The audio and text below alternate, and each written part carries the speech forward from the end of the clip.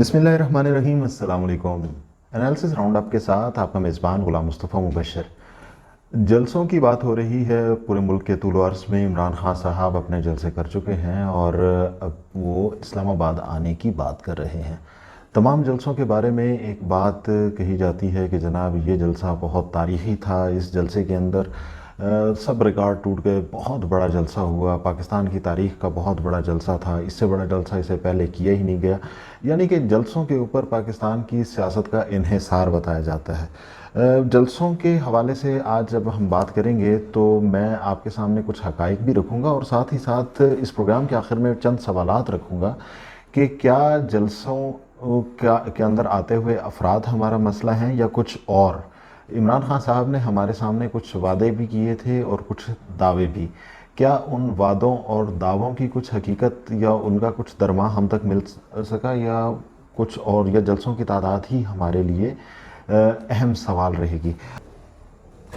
जलसों की हम बात करें तो पाकिस्तान और इसका जो मारूज़ है उसके अंदर जलसे कभी भी मकबूलियत का इंडिकेटर नहीं रहे।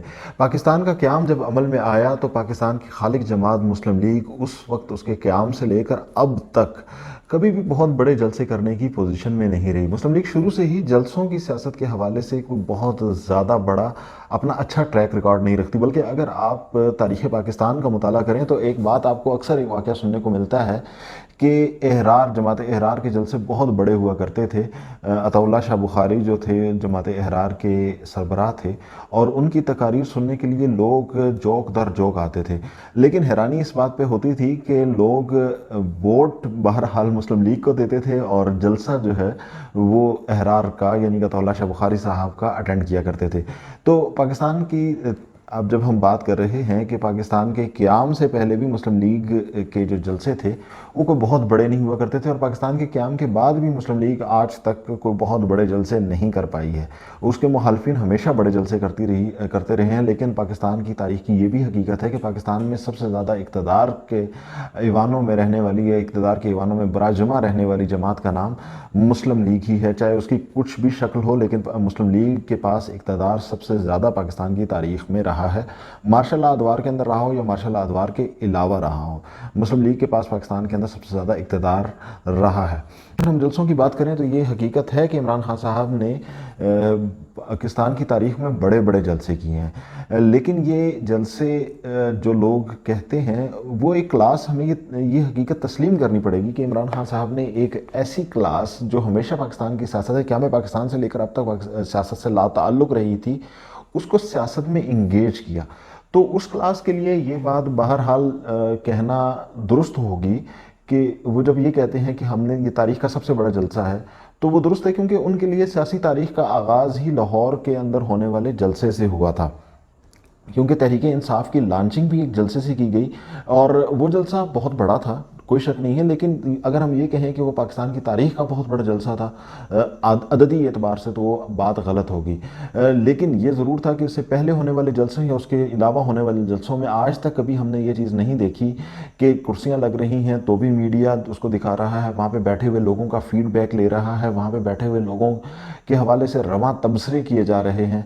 हत्ता कि अगर आप इस्लामी सरबराही कॉन्फ्रेंस जो पाकिस्तान में पहली बार जुल्फ़िकार अली भुट्टो ने करवाई या उसके बाद मियां मोहम्मद नवाज शरीफ ने करवाई, उन इस्लामी सरबराही कॉन्फ्रेंसों के हवाले से भी कभी इस हद तक जोश व खरोश मीडिया ने नहीं दिखाया था, हालांकि वो इन जलसों से बहुत बड़ा इवेंट था। तो जिस कौम ने अपनी सियासी पैदाइश एक जलसागाह में देखी हो उसके लिए वाकई ये बात हकीकत है। लेकिन हकायक कुछ और हैं। लाहौर में होने वाला एक आम सा जलसा था, लेकिन बताया गया कि कुर्सियां लग रही हैं, लोग बैठ रहे हैं और ये और वो। हम पाकिस्तान में होने वाले जलसों का एक जायज़ा आपके सामने रखते हैं। सबसे बड़ा जलसा अगर हम पाकिस्तान की तारीख़ में कहें तो वो जलसा था जो शेख मुजीबुर रहमान ने किया था, जिसके अंदर उन्होंने अपने मारकतुल आरा 6 मकात पेश किए थे। आज़ाद ज़राए के मुताबिक भी उसके अंदर 10 लाख से ज़्यादा और उसकी एक फुटेज जो है वो कहीं पे सोशल मीडिया पे वीडियो पे पड़ी हुई है, जिसको आलमी नफसियाती इदारों ने हेलीकॉप्टर से कैप्चर किया था और उसका कोई दूसरा सिरा हमें नजर नहीं आ रहा था। अब हम लेकिन उसके बाद जलसों की जो तारीख़ है वो आगे बढ़ती है।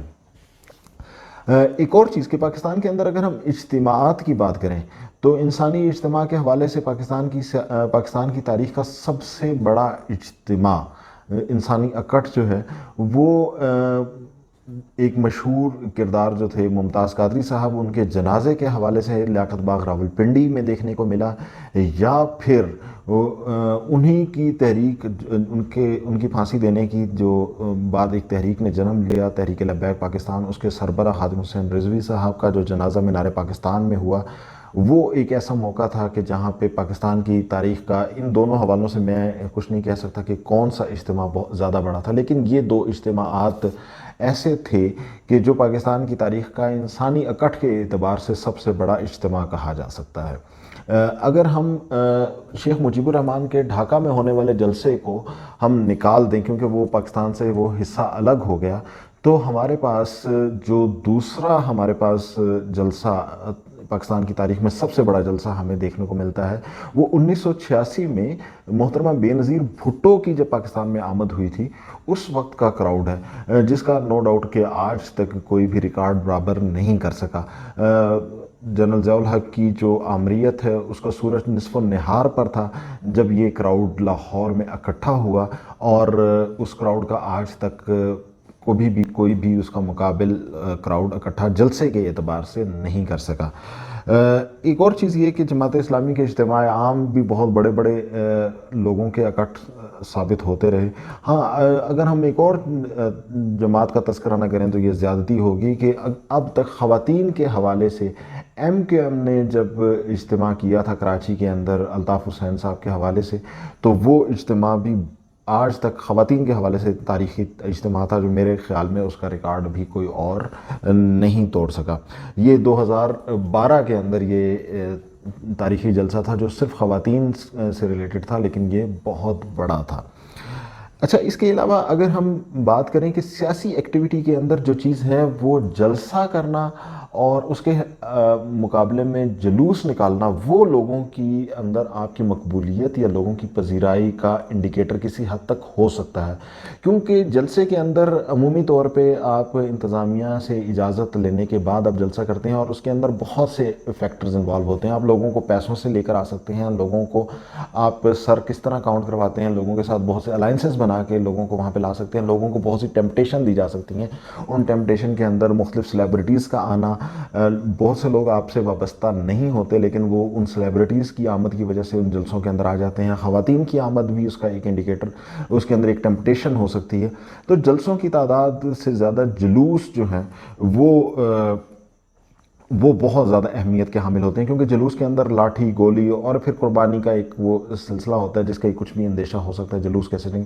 تو اگر آپ جلوس کی بات کریں تو وکلاء تحریک کے اندر نکلنے والا جو جلوس تھا نواز شریف صاحب کی قیادت کے اندر، وہ ایک بہت بڑا کراؤڈ تھا۔